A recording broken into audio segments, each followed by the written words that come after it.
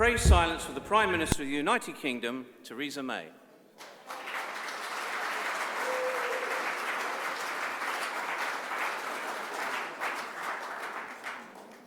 Lord Rothschild, Prime Minister Netanyahu, Chief Rabbi, distinguished guests, lords, ladies and gentlemen, I am so pleased to be here with you tonight and to be with you, Lord Balfour, on this special evening as we mark the centenary of the letter written by your great-uncle, which I believe to be one of the most significant letters in history. A letter which gave birth to a most extraordinary country, and a letter which finally opened the door to helping make a Jewish homeland a reality.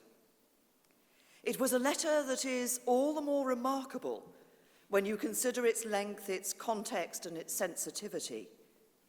First, it was exceptionally concise, with, as Lord Rothschild has said, just 67 words.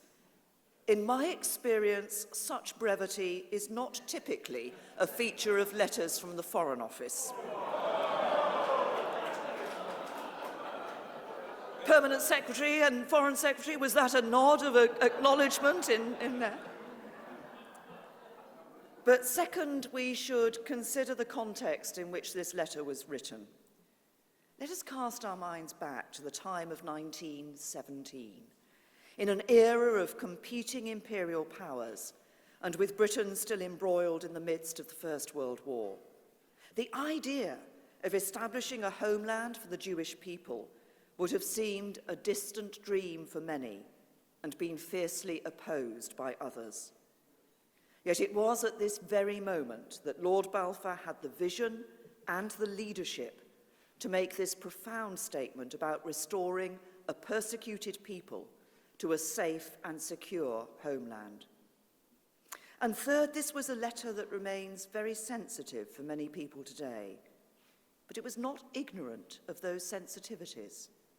Indeed, Balfour wrote explicitly that nothing shall be done which may prejudice the civil and religious rights of existing non-Jewish communities in Palestine or the rights and political status enjoyed by Jews in any other country. So when some people suggest we should apologize for this letter, I say absolutely not.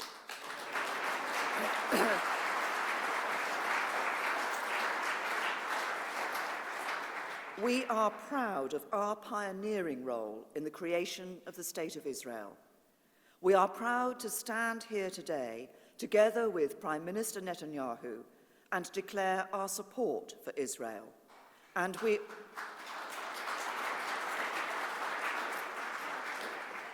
are proud of the relationship we have built with Israel. And as we mark 100 years since Balfour, we look forward to taking that relationship even further. As Prime Minister Netanyahu and I discussed in Downing Street earlier today, we want to deepen our links in areas where Israel is leading the world, in areas like agriculture, health, science, technology, and innovation. Israel is the true start-up nation, and we are proud to be your partner. We also remain absolutely committed to Israel's security. For it is only when you witness Israel's vulnerability that you truly understand the constant danger Israelis face. As I saw on my visit in 2014, when the bodies of the murdered teenagers, Naftali Frenkel, Gilad Shaer, and Eyal Lifrach, were discovered. So I am clear that we will always support Israel's right to defend itself. And in a world where Britain and Israel increasingly face the same shared challenges and threats, I am just as clear that our security services will continue to deepen their already excellent cooperation to keep all our people safe. So I believe we should gather here tonight with a great deal of pride in all that we have achieved and all that Israel stands for as a symbol of openness, as a thriving democracy, and a beacon to the world in upholding the rights of women and members of the LGBT community. But marking this centenary is not just about what has been achieved. We must recognize how difficult at times this journey has been, from the Jews forced out of their homes in Arab countries in 1948, to the suffering of Palestinians affected and dislodged by Israel's birth, both completely contrary to the intention of Balfour to safeguard all of these communities. And we must, I believe, seize this opportunity to renew our resolve on what is still to be achieved. For sadly, Balfour remains unfinished business, as his fundamental vision of peaceful coexistence has not yet been fulfilled. And I believe it demands of us today a renewed resolve to support a lasting peace that is in the interests of both Israelis and Palestinians, and in the interests of us all. So I'm delighted to see US Secretary of Commerce Wilbur Ross here with us this evening. And Wilbur, you can be assured of the full-hearted support of the United Kingdom for the efforts that the Trump administration is making to bring the parties together to reach that peace deal. A peace deal that must be based on a two-state solution, with a safe and secure Israel alongside a viable and sovereign Palestinian state. And let us be honest with each other. There will need to be compromises from each side if we are to have a realistic chance of achieving this goal, including an end to the building of new settlements and an end to Palestinian incitement too. But as we work together towards Balfour's vision of a peaceful coexistence, we must be equally clear that there can never be any excuses for boycotts, divestment, or sanctions. They are unacceptable, and this government will have no truck with those who subscribe to them. Neither can there ever be any excuse for anti-Semitism in any form. Just as there is no excuse for hatred against Muslims, Christians, or anyone based on the peaceful religions they choose to follow, the place of their birth, or the colour of their skin. And yes, this means recognizing that there is today a new and pernicious form of anti-Semitism, which uses criticism of the actions of the Israeli government as a despicable justification for questioning the very right of Israel to exist. This is abhorrent, and we will not stand for it. And that is why the United Kingdom has been at the forefront of an international effort to create a new definition of anti-Semitism, which explicitly calls out this inexcusable attempt to justify hatred. So let me be clear. Criticizing the actions of Israel is never and can never be an excuse for questioning Israel's right to exist, any more than criticizing the actions of Britain could be an excuse for questioning our right to exist. And criticizing the government of Israel is never and can never be an excuse for hatred against the Jewish people, any more than criticizing the British government would be an excuse for hatred against the British people. Put simply, there can be no excuses for any kind of hatred towards the Jewish people. There never have been, and there never will be. And let me say this too. We will never forget where that hatred and prejudice can lead. That is why it is right that the United Kingdom will have a permanent and fitting national memorial to the Holocaust, standing next to Parliament, together with a learning centre that will teach the lessons of the Holocaust for society today and act as a voice against hatred in the modern world. And I'm delighted that just last week, the cross-party United Kingdom Holocaust Memorial Foundation announced that Sir David Adjaye, Ron Arad, and the landscape architects Gustafsson, Porter, and Baumann have won the international design competition for the Memorial and Learning Centre with their evocative concept design for this new national landmark at the heart of our democracy. Now, in saying all of this, I do not underestimate the scale of the challenges we face together. The challenge of fighting hatred in all its forms. The challenge of bringing people together. The challenge of fulfilling Balfour's vision of peaceful coexistence. But neither do I underestimate the scale of the prize that is at stake. I saw a glimpse of that prize just last Saturday when I attended a charity concert with the West Eastern Divan Orchestra on London's South Bank, an orchestra that brings together young Israeli and Palestinian musicians, as well as those from several other Arab countries, to promote coexistence and intercultural dialogue. They were performing together, raising money for the Jacqueline Dupre Tribute Fund, which helps fund multiple sclerosis research. And through their shared love of music, they escaped the divides of their history to come together for a united cause. In their actions and in many others like it, the spirit of Balfour lives on.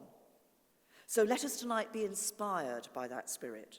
Let us recognize the contribution of Balfour in fulfilling what was once little more than a 2,000-year-old dream for a persecuted people.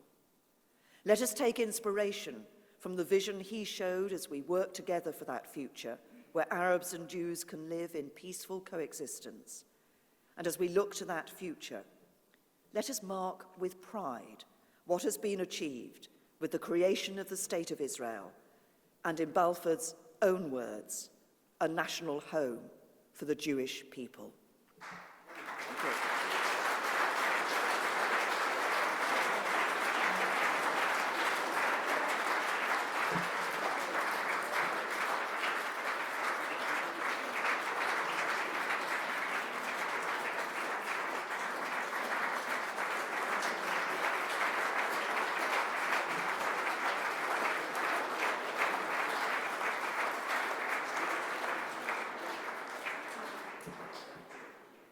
Pray silence for the Prime Minister of Israel, Benjamin Netanyahu.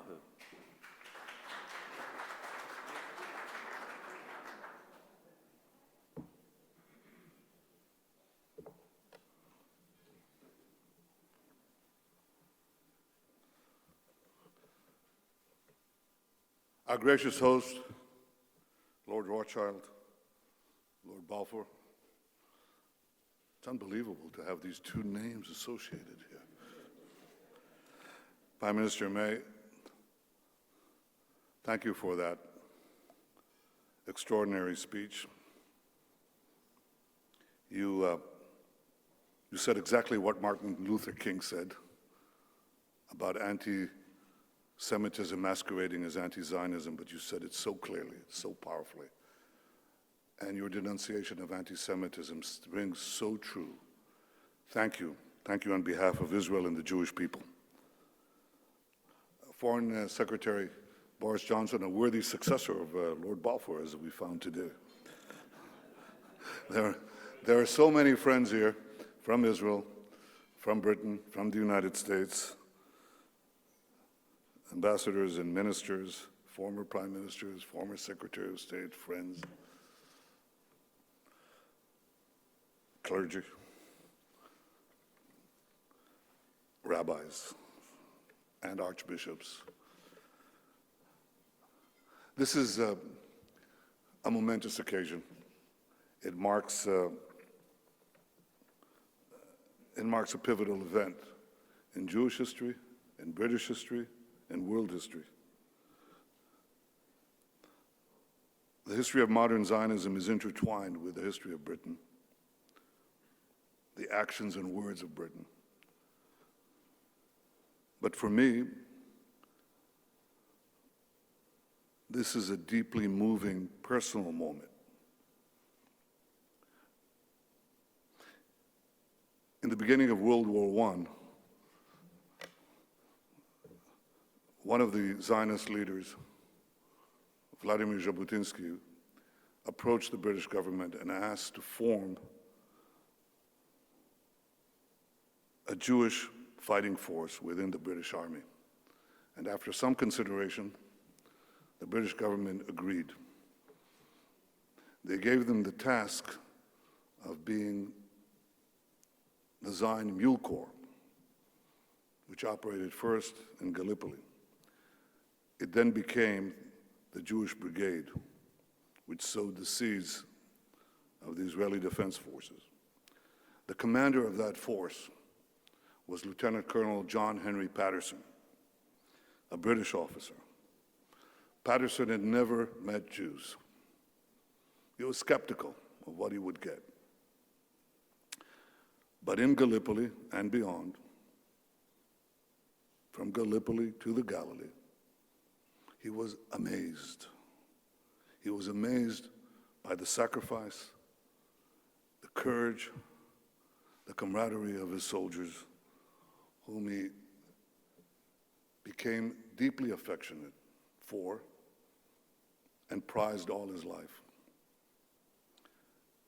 Some 20 years later, Patterson met my father in the United States during World War II, and he joined him in advocating for a Jewish state. The partnership and the friendship they forged was so deep that my parents decided to call their first newborn, my older brother, Jonathan, in honor of John Henry Patterson. John for him, Nathan for my grandfather. John Henry Patterson was the godfather of my brother, who was later to fall in Entebbe. And I grew up with a silver cup with a dedication to my godson, Jonathan, from your godfather, John Henry Patterson. Think about that. The first Jewish fighting force in 2,000 years. And the commander, the British commander, is the godfather of one of the future commanders in the Israeli Air Force, in the Israeli Defense Force. The commander who helped rescue Palestine from 400 years of Turkish oppression was the godfather of the Israeli commando leader who rescued Jews from terrorists in the heart of Africa. Patterson was to die in the United States. And 2 years ago, fulfilling his last wish, his last will and testament, I brought his remains to Israel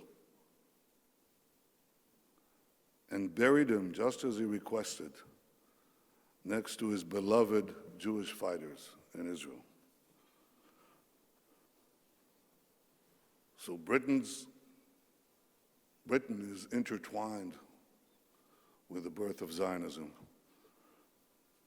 But for me, this connection is deeply, deeply personal. But that connection has its roots right here in London. In this city, in 1900, Theodor Herzl, our modern Moses, the founder of modern Zionism, addressed the Fourth Zionist Congress that he convened here. He said this: England, free and mighty England, whose vision embraces the seven seas, will understand us and our aspirations. It is here that the Zionist movement, I'm sure, will soar to further and greater heights. Herzl's confidence was well-founded. At the time, British sympathy for Zionism was evident everywhere. You could hear it, you could read it actually, in the novels of Walter Scott and George Eliot. You could hear it in the speeches of Lord Ashley and Benjamin Disraeli, and as we just heard, Lord Shaftesbury in the 1830s. You can see it in the expeditions of the Palestine Exploration Fund, which Queen Victoria established to rediscover and map the land of the Bible.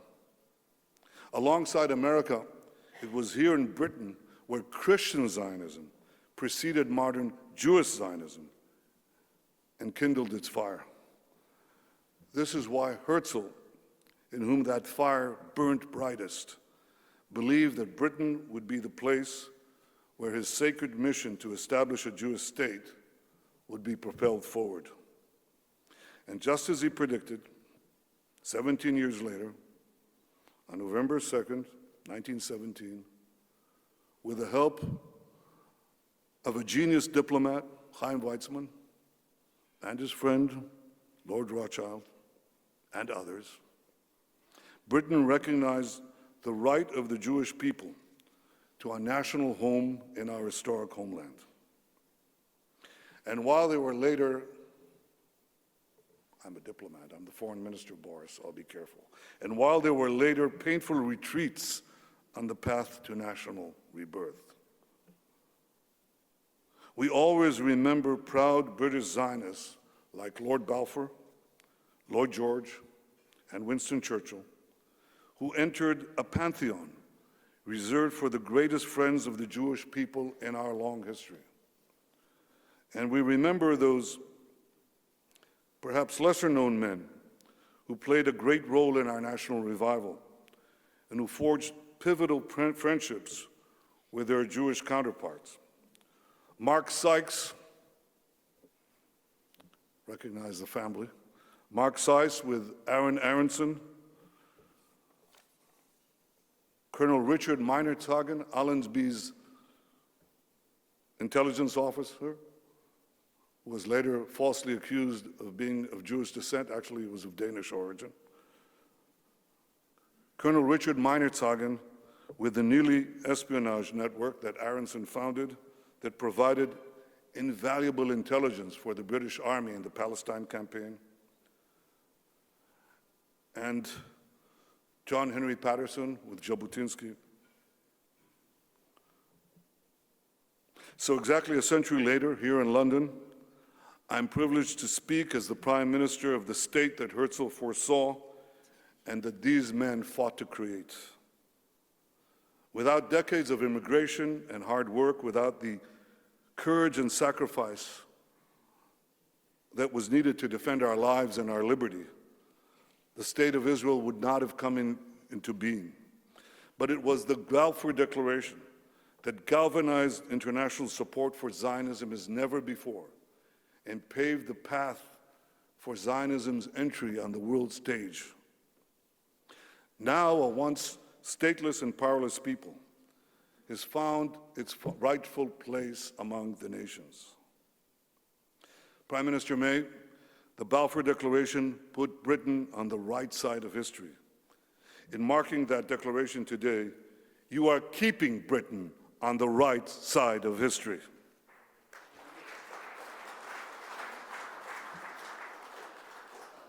On behalf of the government of Israel and the people of Israel, I thank you. Ladies and gentlemen, while we mark with pride the Balfour Declaration today, Palestinian leaders call it a tragedy. But the real tragedy of the Balfour Declaration is that it took 3 decades to fulfill its promise. Too late for 1/3 of the Jewish people who perished in the Holocaust. Had Israel been established in 1928 or 1938 and not in 1948, millions could have been saved. Some people mistakenly believed that there is an Israel because of the Holocaust. In fact, it's only because there was no Israel that the Holocaust could occur, because there was no sovereign Jewish power to protect the Jewish people or to provide refuge for the 6 million murdered by the Nazis. And the other true tragedy of the Balfour Declaration is that the Palestinians rejected it. They still do. They said so this morning. Incredibly, the Palestinians speak of suing the British government for the Balfour Declaration.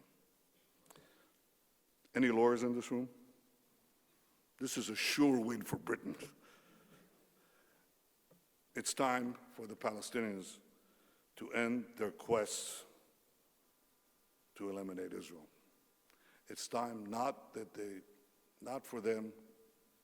it's time for them not just to accept a Jewish national home. It's time for them to accept, finally, a Jewish state, a nation state for the Jewish people, because if they do, the conflict will be over in a minute. But there is good news. Alongside Egypt and Jordan, with whom we've already made peace. Others in the Arab world are moving forward. They recognize that Israel is not their enemy, but their indispensable ally in fighting militant Islam. They view Israel as their partner for ensuring a peace and a future and security and prosperity. It's time that the Palestinians will embrace this approach too. And if they do, they will find in Israel and in me an enthusiastic partner for building a peaceful and prosperous future for both our peoples. It's within our reach. I think it's getting closer. Now, you doubt it. You don't really believe what I say, but you don't know everything that I know. And I'm not going to reveal it now. Many others around the world already recognize the benefits of peace and security and prosperity by cooperating with Israel. They seek to benefit from our intelligence prowess in fighting terrorism and our innovative technology in building their economies. People are always amazed at that, but you'd think that it would be obvious that if we liberated our economy, which we did, this is what happens. We untethered the genius and enterprise of our people to become a rising power on the world stage. 3 years after Israel's independence, Winston Churchill wrote Israel's President Chaim Weizmann, one of the architects of the Balfour Declaration. He said this: "The wonderful exertions which Israel is making in these times of difficulty are cheering to an old Zionist like myself." I'm sure that this old Zionist Churchill would have been even prouder today of Israel's incredible successes. It's a shining beacon of freedom, democracy, and progress in a troubled region, and we might, with this beacon, help dispel this sea of troubles. Prime Minister May, I thank you again for standing for the historical truth and for your unequivocal denunciation of anti-Semitism. I thank Britain for the foresighted declaration of Lord Balfour. I thank Britain for liberating the Holy Land from 400 years of Ottoman domination. And I thank Britain for valiantly standing alone against the Nazi tyranny. For all this, the Jewish people and the Jewish state will be forever grateful. Thank you.